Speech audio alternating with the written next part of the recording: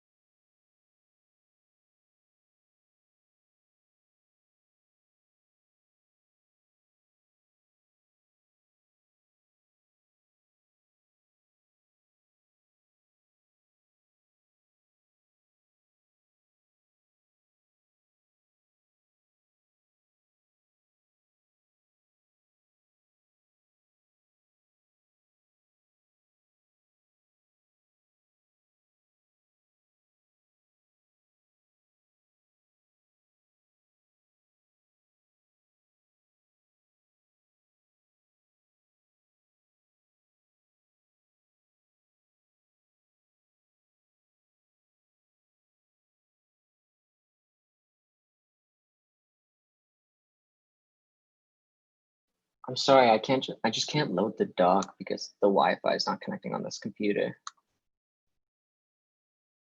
I'm just gonna.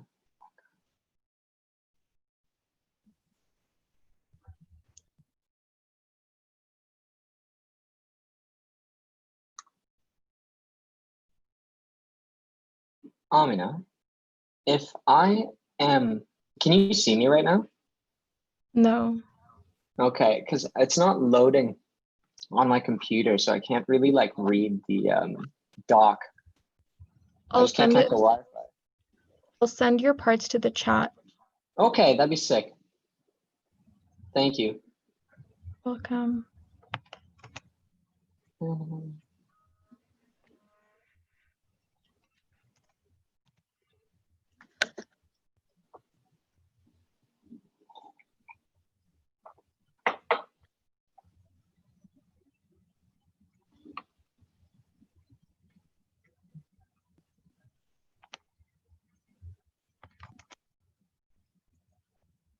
Thanks, Amina.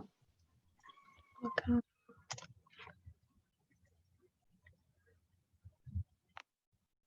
Okay.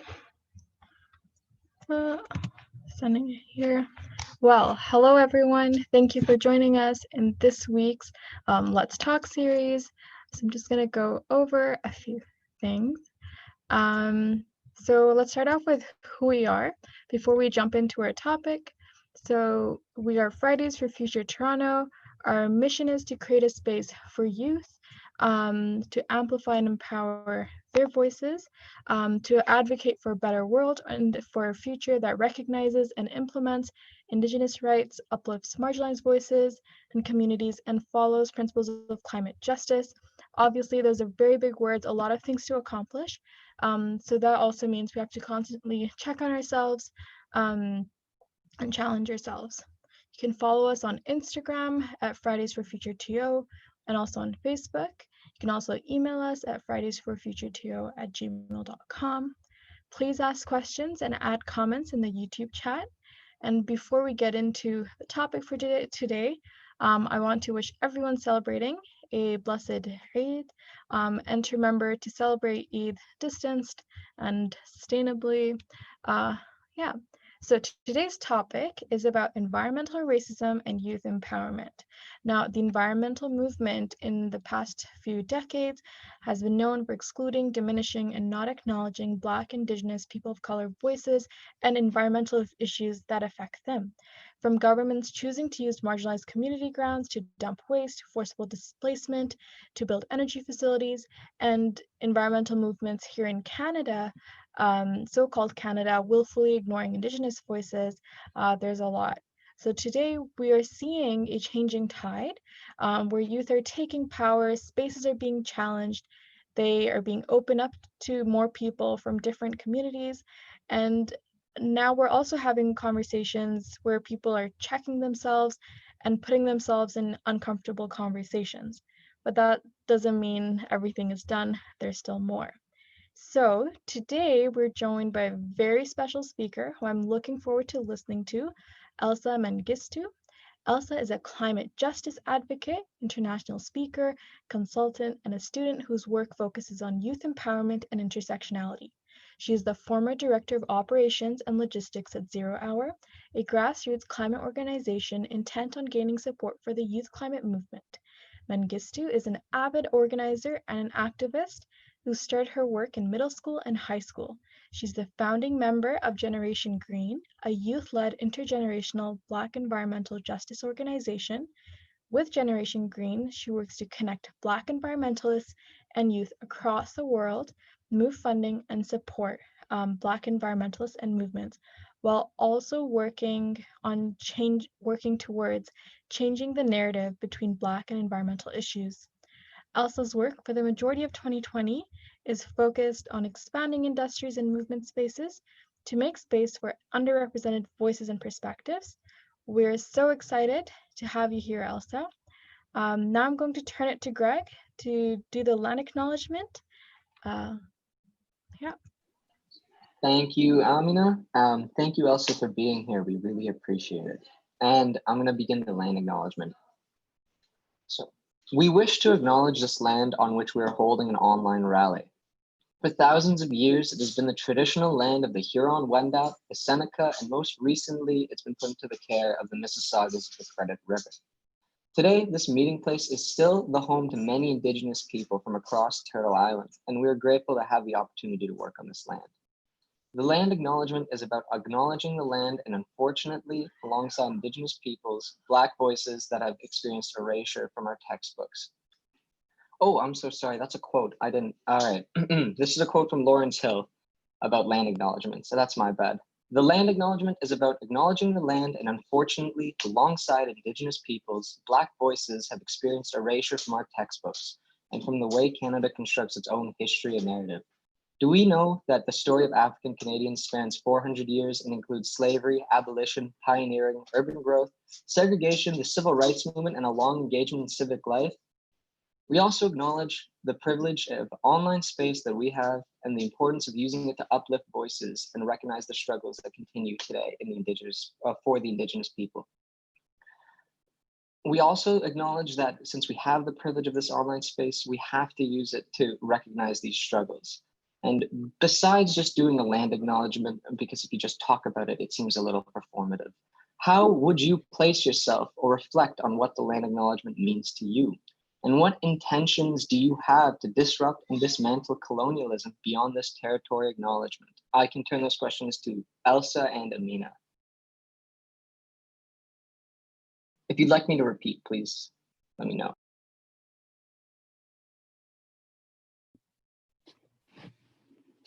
Hi, guys. Oh, could you repeat the question again? Sorry. Of course, Elsa, no worries. How do you place yourself or reflect on what the land acknowledgement means to you? And what intentions do you have to disrupt and dismantle colonialism beyond this territory acknowledgement? Yeah. The land acknowledgement to me means as non-Native people taking a step back and really thinking about the space that we occupy and the violence that it took to even have that space to be in. Last night, I was in a roundtable discussion with a lot of youth organizers talking about environmental justice. And I was just saying that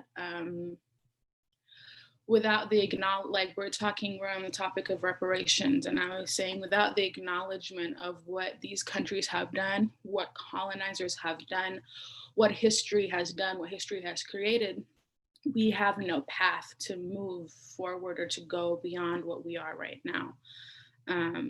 And so while, speaking with Indigenous youth that I've worked with, me personally having placed so much emphasis on land acknowledgement, which land acknowledgements they are integral and they should be part of all of our events, online or not online.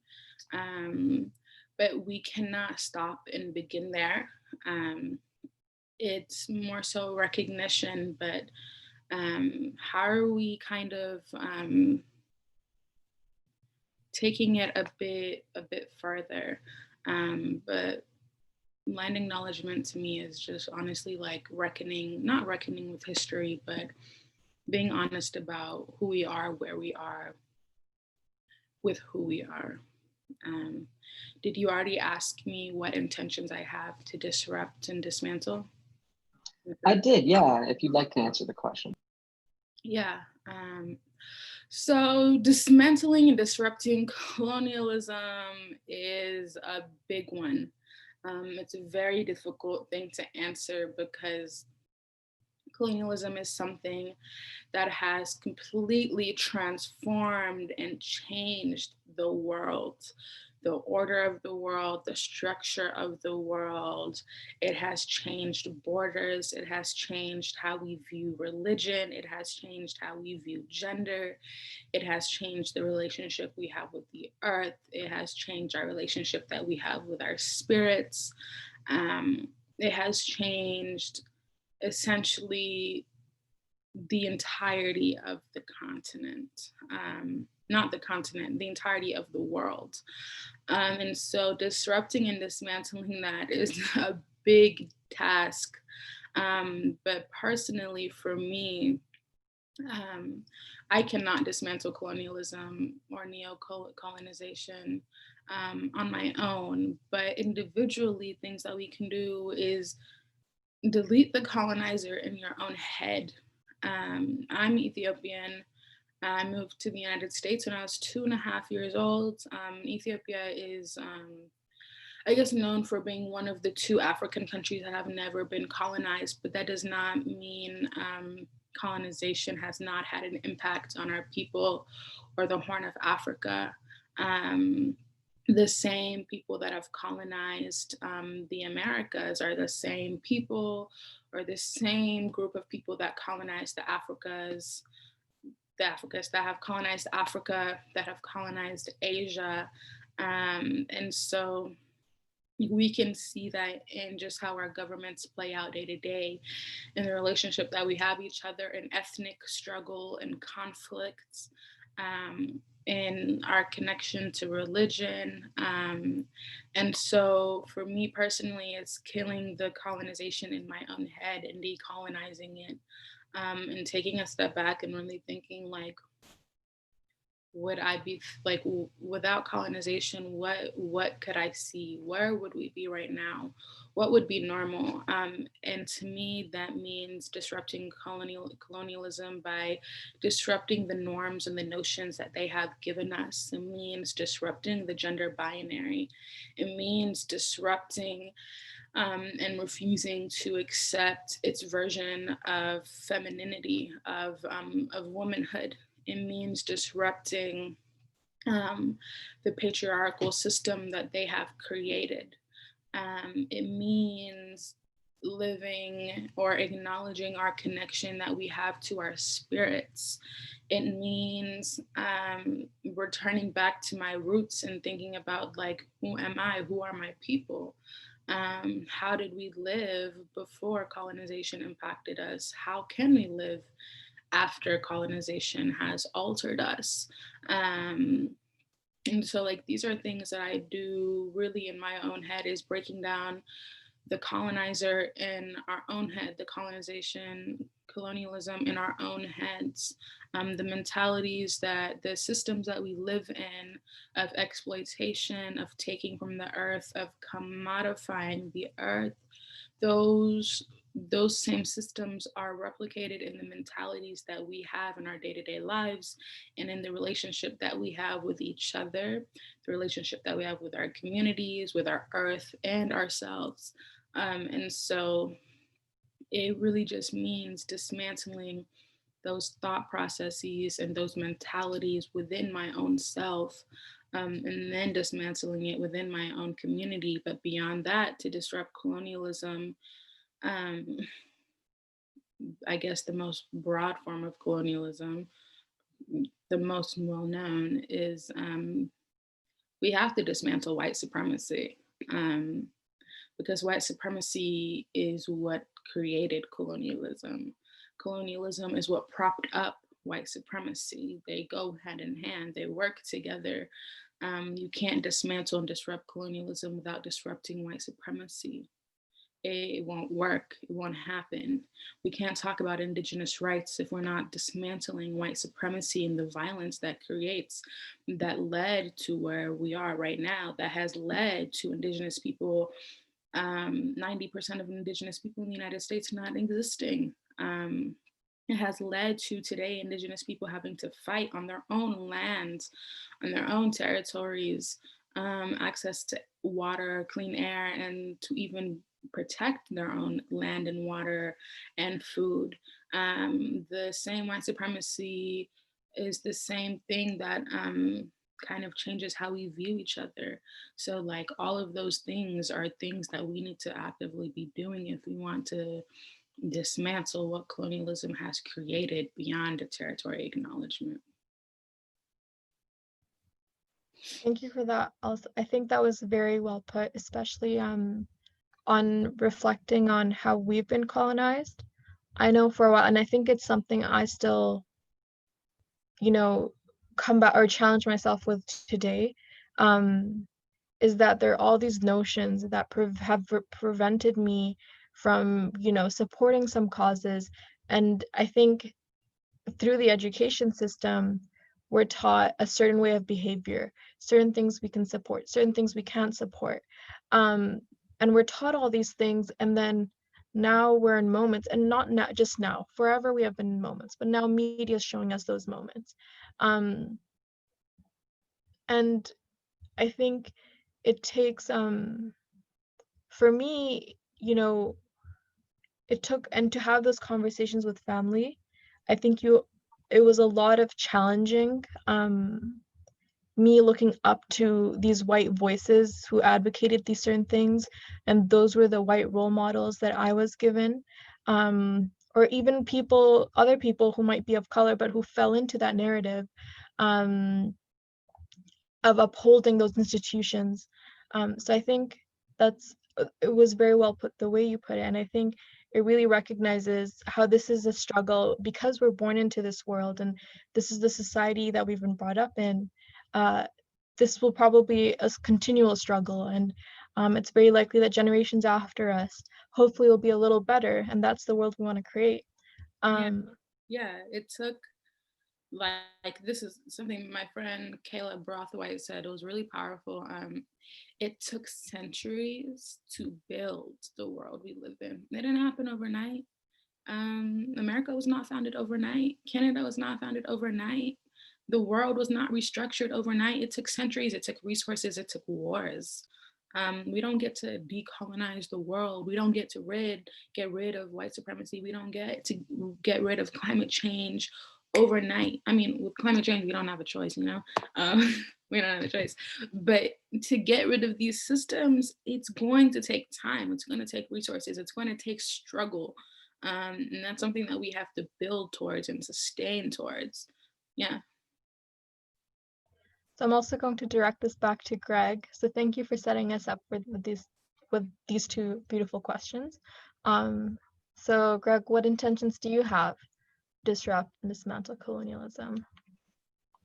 Well, I'm trying to go show solidarity as much as possible whenever I can. I went to a protest last night, free for Mocha. It was like, it's a long story, but I went to a protest outside of a police precinct last night. We sang First Nations women's strong songs. It was very nice. It was very lovely, and it made me realize that I like these values, and these values like should have places in our society. They shouldn't be ignored or marginalized.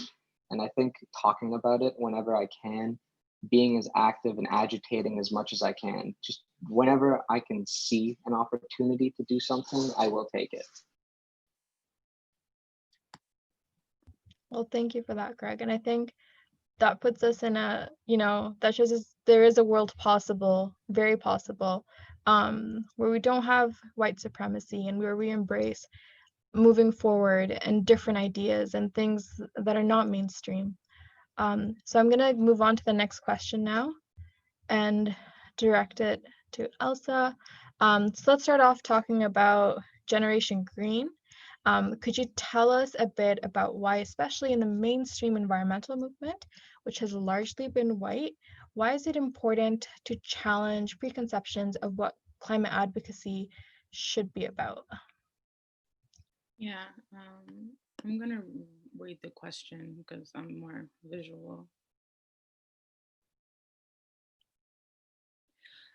So I guess around a year ago, I was organizing with Zero Hour, and it was a great space. It was women of color led, and it really gave me the skills and the foundation to really do the work that I'm doing right now.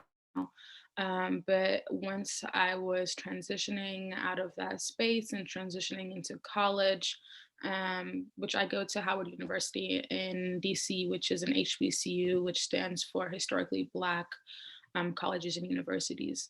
And so my school is in all Black, for the most part, it's a Black space. And like being in that Black space kind of really forced me to really sit with my identity and the work that I wanted to do. And I kind of just came to terms with the fact that, like, I'm not sure if environmentalism is something that I really want to do. I don't know if I see something long term here. I really only care, for the most part, my work, my purpose is to work with, build with, and support Black girls, Black youth, and Black women, Black femmes, Black queer people. And I was like, that's not like whatever I do, that's my purpose. And so I was like, I really don't know like how to do that in the climate space. I really don't know how to do that in the environmental space. I just don't see it. And so for a few months, I was kind of just floating around and just talking about like the intersectionality of the climate crisis, just talking about climate crisis and doing youth stuff behind the scenes. But then I was introduced to Destiny, who is our CEO of Generation Green. And she was just kind of talking to me, and she was just like, yo, Generation Green is just a space for Black youth, Black environmentalists, organizers, professionals to kind of come together and build a safe community of environmentalists and people that want to join the movement, to get resources, to just have a place to convene. And our purpose at Generation Green is really to fight for Black liberation in the same breath that we fight for the environment and against climate catastrophe, because they are the same exact movements. And so even me, like in 2020, not feeling like I could combine Black issues and the environment very well, or not seeing that space. Those spaces do exist, but they're not as big as they are, or they're not supported as well as they are. That really spoke to me that that is a problem. Even I was in the environmental justice, in the climate justice space, or where we talk about is social justice. If even in those spaces, it felt like somewhat of an alienation of my work, then um, that means even within our own social justice spaces, we have to challenge those preconceptions, because if the spaces in which we're talking about things like colonialization and capitalism and white supremacy and da da da da da da da, if we are not challenging preconceptions of what Black liberation and the environment looks like as one movement, I can't imagine what the environmental movement as a whole looks like and where it needs to be challenged. But then that points to the larger question of, if even within our own movement spaces, we cannot seem to create safe space for Black youth and Black issues, um, then we're kind of missing the point in the public sphere outside of the environmental movement. And so for that very reason, it's important to challenge those conceptions, because the environment, like today, sustainability, like white women are the face of sustainability, white people are the face of the outdoors, and that's not true. Like Black people, Asian people, Hispanic people are sustainable people. Like my mom still uses the same Tupperware from like 2007, like an ice cream tub. We reuse like plastic bags. Like we have drawers filled with plastic shopping bags from like years that we reuse. Like our people are inherently sustainable. That is just how we are. Like we have a connection to the earth. We know that our well-being is tied to our environment. We know our well-being is tied to our surroundings around us. And so if if we know that, then we have to be centered in discussions around not just sustainability but climate action and in our environment as well. And so that's why it's important to challenge those preconceptions, because if not, we're completely missing the boat. We're missing several points and we're just wasting our time. Yeah, I think I'm just gonna comment on that. But I think it was so like the space, no matter how revolutionary or radical the space is, if they're not enough people, like, you know, if people who don't have those experiences, like I feel like there's at one point you start noticing how the people who have the who are the people who have capacity, who are the people who able to join, who are the most vocal people, who are the people who have been given the most platforms. These spaces can become, and it's very alienating. And then at the same time, because there's a your sometimes your perspectives aren't the majority, and at some point you might silence yourself, or I don't know, it's as great as people can be. So I think, and this is something definitely we'll be sharing and outreaching to any people. Is this also open to Canadian youth joining Generation Green or helping out in some way? Yeah, Generation Green is international. Right now, we're focusing on really just building. Like my whole thing is we have to have really strong foundations. So right now, we're just focusing on making sure our internal structuring and programming and just teams are really solid. But definitely like Canadian youth, Canadian organizers. Connect with us. Like we're built, like our main thing is we're building a network, a global network of people to connect with.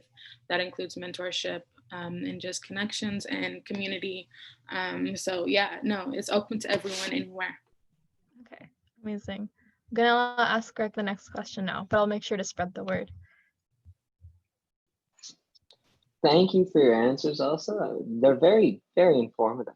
For the second question, youth empowerment is a term that gets manipulated quite often.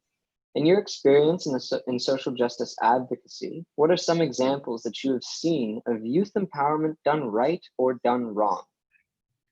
Yeah. So youth empowerment really in the United States, uh, that term or that kind of youth activism really sprung up um, when March for Our Lives, that movement kind of really started picking up speed.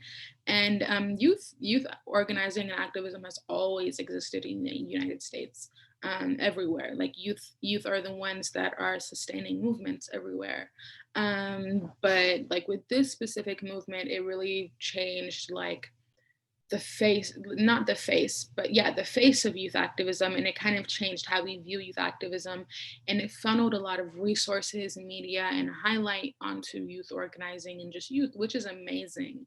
And that's kind of like where I got my start. I started organizing with March for Our Lives, and then I just started doing things on my own. And then I got involved with This Is 0 Hour, which is a youth space. And within those spaces, we were able to advocate effectively for our issues, and we're able to build movements, organize marches, connect with people, do campaigns, get the vote out. And so that was great. But like with this sudden emergence of youth empowerment and just youth organizing came a lot of space for people to create, not for people, but for groups and people to benefit monetarily, like financially off of this, publicly to benefit off of this. And also yeah, so it kind of created this space for that to happen, which I really don't have a problem with money, but when you have like large organizations and companies and people solely relying on youth to kind of really make their money and to brand them and to turn youth activism and kind of water it down, that really does hurt our movement spaces. So that's something that I've seen that has been upsetting, just like the watering down of our spaces and our movements for other people or by other people for solely profit, etc.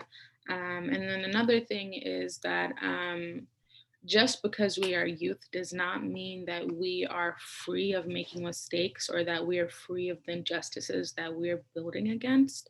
Like the same systems of oppressions, the same injustices that we are organizing against are the very same systems that are going to show up in our own minds, that are going to show up in our own movement spaces. And that's something that's really been hurtful to watch. Like we can talk about Black Lives Matter, but are you cognizant of how you're treating Black women in your own space? Are you cognizant of the stereotypes that you bring into this space? We can talk about women's empowerment, but are you creating safe spaces without rape culture? Are you creating spaces where predators are not able to run supreme? Those are things that are consistently happening within our space because we are not immune to the same problems that we're trying to solve. So I haven't seen enough slowing down of or recognition of the fact that we have to do better, therefore we have to organize different. Our grandparents, our parents, our aunts were not like we have movement history where we know their parts of their movements and their groups fell apart because of misogyny, because of queerphobia, because of classism. So we have the history to know that. It's just, what are we doing ourselves to kind of bypass that? We can't necessarily bypass it because these are systems that we didn't create, but what are we doing ourselves to ensure that we are creating holistic, safe spaces that match the world that we want to build? So those are some things that like I have seen some youth work on that, but that's something definitely youth spaces need to focus on. We have to take accountability for the harm that we are creating ourselves and perpetuating, whether we know it or not.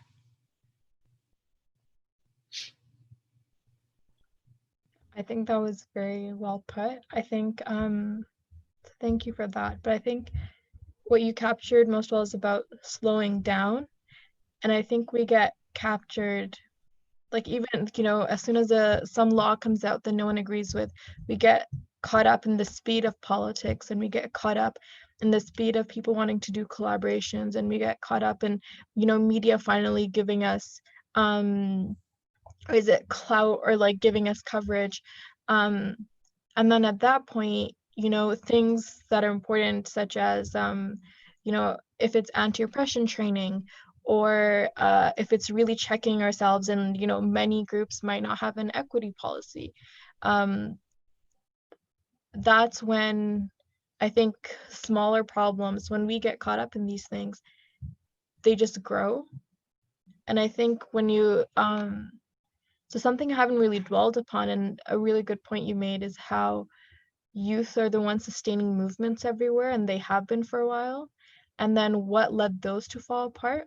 And I think that's a very good reflection, and maybe it's for another time, but to really think about how the youth of that day, who were trying to restructure, rebuild institutions, who were trying to transform communities, what went wrong there. Um, so I think that was very well captured, and it's something I'm going to reflect on. And I think it's something I have to take back into my own spaces and really challenge the things that I have been working on and the goals I have in mind, because to be very honest, they're not in line with everything we just said. And I think that's something other people can take too, is if something's, you're listening to something amazing, or you're listening to something that's supposed to be transformative or great, or you're listening to someone who has this experience. But if we're not going beyond listening or having a good, Friday morning, then what's the point of this? So if you can, try to take notes and commit to something, because that's when, that's when things have meaning, and that's when the change you want to see, I guess, happens. Greg, do you have any comments there on youth empowerment? I just really liked how you pointed out the difference between like organizing and protesting and advocating for certain values, and then the difference in your day to day and how you live, because that's a very like good dichotomy to think about, because not everyone follows what they preach, and everyone should be following what they preach. And it's definitely something that you can see in environmental movements and any movement. So that was the part that really like got me there. Thanks. I'm gonna now bring this to the next question, which is about something that's upcoming. It's actually happening tomorrow. So similar to Juneteenth, Canada has an Emancipation Day. So the Slavery Abolition Act in 1833 ended slavery in the British Empire. So Emancipation Day, and this is a quote from Fardovsa Kasau, Emancipation Day is not only an acknowledgement and a reminder of what we've accomplished so far, but also a reminder of what's left to be done. So in that light, I direct the question, how should the way we organize in the environmental movement reflect the racial justice needed in our society today? Yeah. So with Juneteenth, I'm just rereading the question. I'm visual. So looking at Juneteenth in the United States, which is a celebration of the end of slavery, or like the announcement of the end of slavery in Texas, um, and then looking at Emancipation Day in Canada, in order for us to fight for racial justice or organize for it, I think this question really poses and shows us that we have to have a mindset of global solidarity, because the same thing that was happening in the United States, although we are on different timelines, or just different ways of things manifesting, what was happening in the United States was happening in Canada. And what was happening in Canada was happening all over the Caribbean. It was happening everywhere. Like slavery and colonization was happening everywhere. It wasn't subjugated to just one country, one island. And so the way we organize for racial justice has to reflect that. It cannot be cognizant of just something that happened within one border. These are different countries, these are different regions, but these are the same systems of oppression.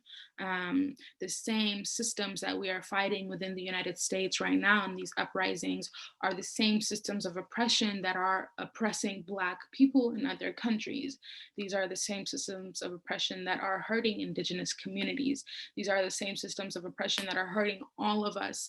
And so that means we have to have a layered response, a layered movement in how we respond and how we build solidarity. It means we have to have global solidarity in the way we respond. You don't like one freedom, one person's freedom, one country's freedom means nothing if other countries and other people are still enslaved. The shackles are still there. It's an illusion. You're not free. And so like just looking at like the two holidays, which are very similar in the United States and Canada, it shows me that like we have similar systems, we have the same systems, we have the same problems. Therefore we are fighting this, we're fighting the same problems. And so how we respond has to be inclusive of that and be comprehensive. And for me, it really just shows me that not only do we need global solidarity, our responses have to be layered to account for the regional and cultural differences and the differences in how these systems are manifesting in our day-to-day life. That's kind of what like those two holidays right now like are screaming at me at the top of my head. And just like a follow-up question on that, can you, and sorry for just putting it out of the blue, but what are there examples of where, you know, global solidarity was needed, but people it might be present or in the past, but the movements, the people who wanted that change were not there? What do you mean? Like we're not there? Or like they weren't there to support the move. So after achieving those changes, so let's say if something's happening in the US and solidarity is needed, but no one else showed up, right?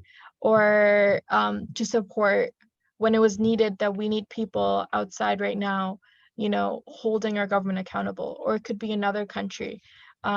What are some examples? And it could, I think, also apply to present movements where there's not enough um, solidarity. Yeah. So during Ferguson in the United States, which were like another set of uprisings that happened a few years ago in Missouri, um, people were rioting and fighting for Black justice and liberation.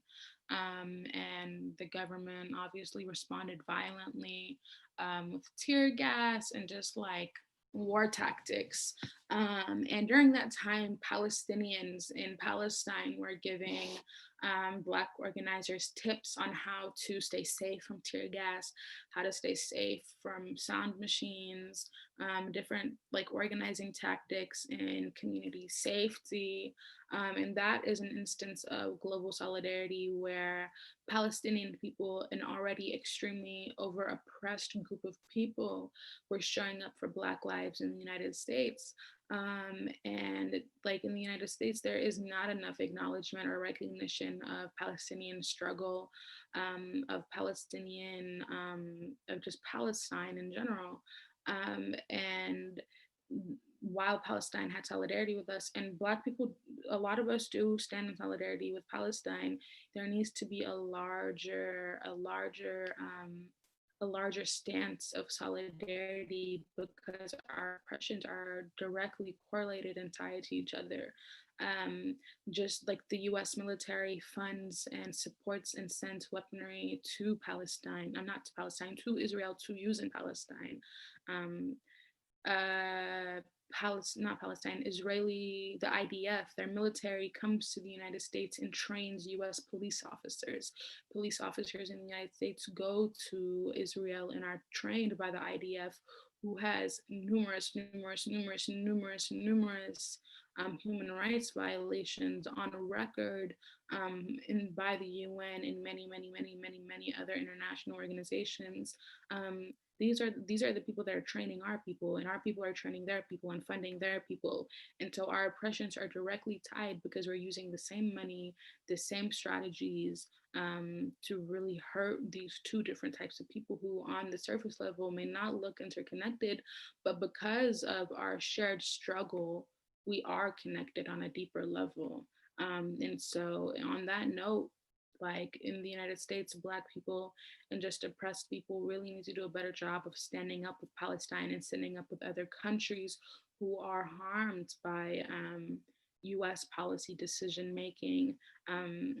Because while other people are suffering US policy in other countries, Black people here, people who are oppressed here, are suffering from US policy here. We just don't have a say in how US policy is used abroad.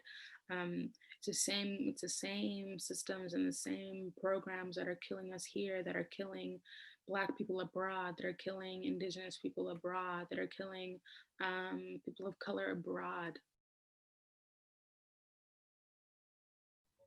Yeah, I think what stood out there was oppressive groups will support other oppressive institutions. Um, I think that's more to reflect on. So let Greg ask the next question. Before I ask the next question, on what Amina said, if these oppressive groups will show each other solidarity globally, we need to fight back with that same kind of fire, you know? Like, there's no way that they can be like arming each other with guns and things like that, and we can't be arming each other with support. And for the next question, so we have noticed that the countries who are facing the brunt of the economic environmental consequences from climate change are usually countries in Africa or the global south that have been exploited and marginalized for years, for generations, and they're now bearing the weight of climate change or having to flee. And what does this tell us about environmental racism?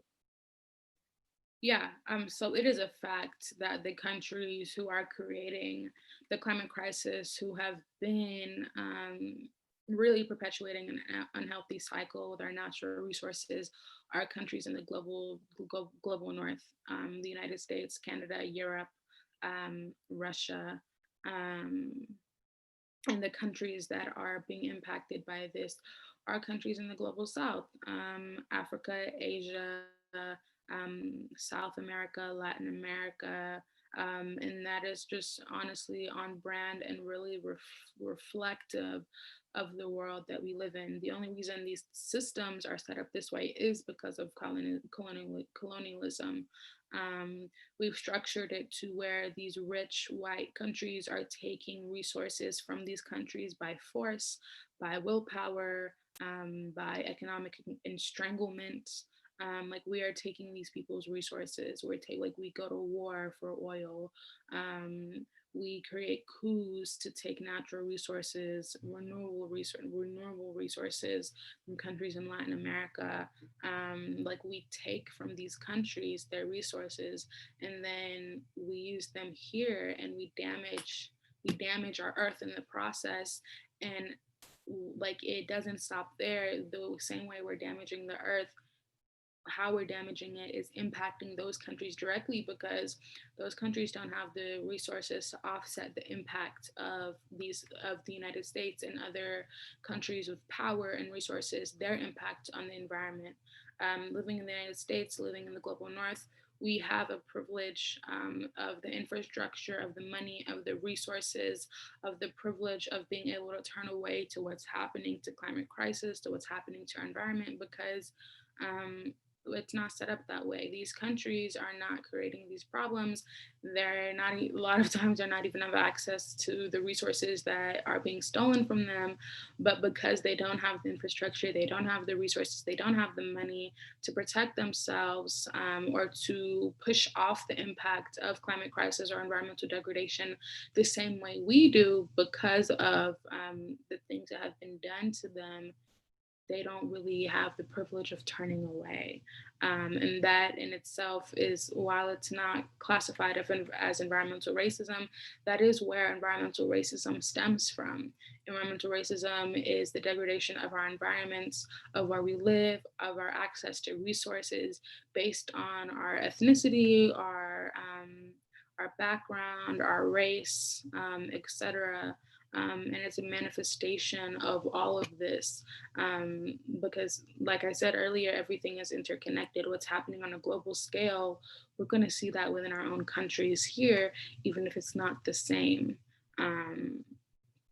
So that's kind of what it tells me about environmental racism, is that like these countries who have not created this problem are going to be suffering the brunt of this, because other countries have the means and the resources to protect themselves. And it trickles down to the relationship that we have in our own countries with our environments, and how our governments treat people of color when it comes to their resources and their environments, and etc.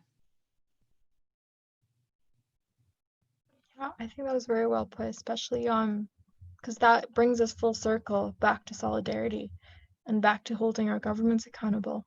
And I think going on that same premise and that same idea of, who we're not talking about, what does this tell us about what the media is willing to cover? Yeah.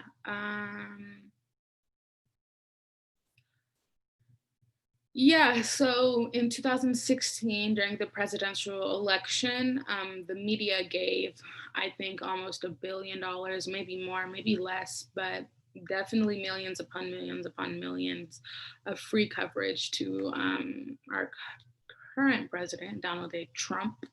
Um, and that is crazy itself to me, because we have so many issues that need to be covered, but the media decided to go cover um, uh, mm, he decided to cover Donald Trump, someone who at the time was a joke, but through his media and through him being constantly put everywhere, it gave him legitimacy. And like that shows me the power of the power that the media has. There's a Malcolm X quote, I think I'm paraphrasing it. If we're not careful, the media will have you hating the oppressed and loving the oppressor, or I don't know if I'm messing up the quote or if it's the right person, but it's something like that. And if the media has the power of really restructuring the conversations that we have, what are they doing with it? That right there, the money that they poured into the presidential election, instead of covering issues, instead of covering climate change, the IPCC report came out like, it didn't come out like during then, but like all these reports were coming out at the same time, and there was hardly any coverage for those things. And then a few years later, Greta kind of blew up and she became the face of environmentalism, of climate change action, climate action. And then while she was kind of blowing up, there was a thing that went viral where this news source um, kind of cropped out Vanessa Nikate. I'm forgetting her last name, but she's an African climate justice organizer. She was cropped out in that photo with a bunch of other European prominent organizers and activists. And it's like, the media is consistently on purpose missing the boat and not covering the issues that need to be covered because of one, it brings them profit, and two, because I really don't know. Like the things that we have internalized in the world that we live in, that's one thing, but like it just shows to me that the media has immense power in the conversations that we can have and in the things that we envision and see, but it's not. And the uprisings that were just happening right now, these protests are still going. Like 8 weeks, 9 weeks strong. People are still protesting every single day in major cities, but the media is silent because these protests have become peaceful. When people were rioting and things were popping off, media was everywhere. CNN, MSNBC, Fox News, everyone's eyes were on. But as these protests continued to grow stronger, but got more peaceful, that same media fell back and disappeared. And it's like they really control the narrative in which we see. And it's like, I don't really know how to tie that all together, but it's like the media is consistently missing the boat on purpose to control a narrative and for profit. And it's really detrimental to our movement and the knowledge that we are taking in, because that is where a lot of people are getting their knowledge. Most definitely. I don't think it can be hard to say like what the reasoning is, but I think that's when we go back to saying white supremacy. The culture was like this person, because they're a person of color, because they're black, they can't possibly be important enough, right? Or to that quote of having people hate, um or I'm not sure what the word was, but going against the oppressed. um and if we are, how can we, so just like a follow-up, I know we're almost near the end, um but how can we challenge media then? Is it like making friends inside media? Is it, do we listen to different sources? What do we do? Is there, I know it's like we're both youth activists, but Yeah, I don't know, man. Personally, I don't get my news from the media. Everything I know comes from organizers on the ground. Um, it's really just about, I'd say, vet the media, but like all media is the same for the most part. Um, just be aware of where you're getting your information and be cognizant of like the biases that every media company will have. And then also make sure that you're getting your information from people on the ground. Social media is like the most important thing, like the most powerful thing, because it's in real time. Like you can scroll on your timeline and watch a live stream of a protest. You can scroll on Facebook and or Instagram or Twitter or like stories or something, and you can watch something pop off. Someone can tweet updates live. Organizers are like not censoring themselves on their own social media. So like get your information from them. Look at what's happening with those people and tap into what they're saying. And also like a lot of the things that we're talking about, Black women have talked about for decades. They've given us the language we're using today, the terms and the terminology, the framework that we're building on. Black women have given us those languages, that analysis, those tools for decades. So get your information from those people, and you will understand like where the media is coming from. You will see things with like more clarity. Those are just some things I could say. I don't work with the media necessarily, but just like from like that's just what I do, and just making sure I'm getting as not uncensored but more accurate information as I can. Just paying attention to what's happening on the ground before it can turn into a media story.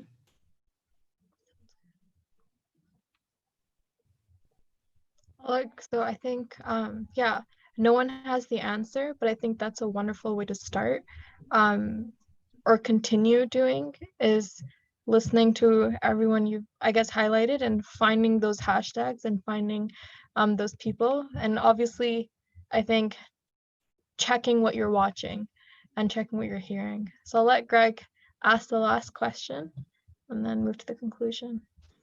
Thank you, Amina. And Elsa, I did like the fact that you mentioned like be careful with the news bias and also get it from people on the ground, because it's the best way to get like an accurate source of what's going on. And final question, how can people support you and the organizations you are a part of?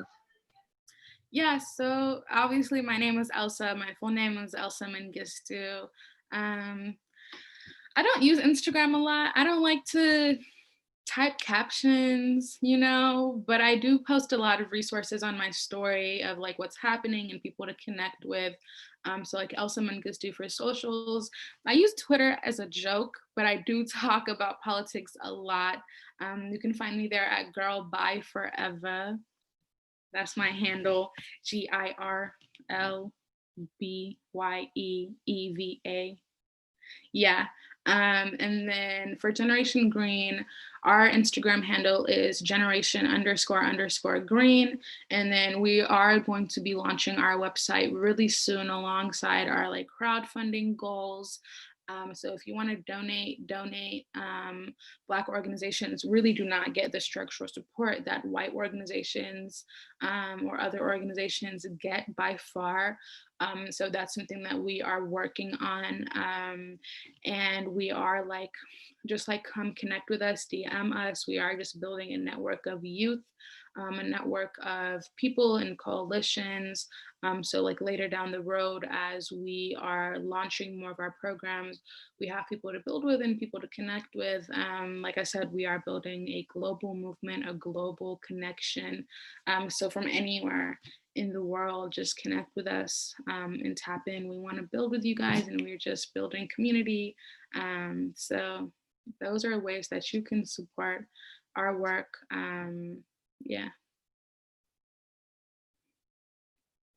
Yeah. So I hope everyone is able to check. So I put the tags and the handles in the YouTube chat, so people are able to check it out. We'll also be sharing them on our media. And just as a conclusion, I'm very thankful and grateful to hear you today. I celebrate 8, so it's a wonderful way to start my day, to like focus on anti-oppression and challenge myself, and that is what I commit to doing. So thank you for that. And then for anyone watching, Ontario and the world has a lot of really, really bad legislation happening that's going back on all the environmental assessments and regulations that people before us have fought to keep. And legislation is being passed that people won't pay attention to, that specifically target marginalized communities who often don't have the capacity to organize. So keep an eye out for that and organizing. Any last comments, anyone, before we end this off? I would just like to say, Elsa, thank you very much for being here. I'm actually going to watch this back and take notes because I can't possibly remember everything you talked about, but it was all very informative. We really appreciate having you here. No, I loved being here. Thank you for inviting me. This is really fun. Well, bye. And I'm just going to stop the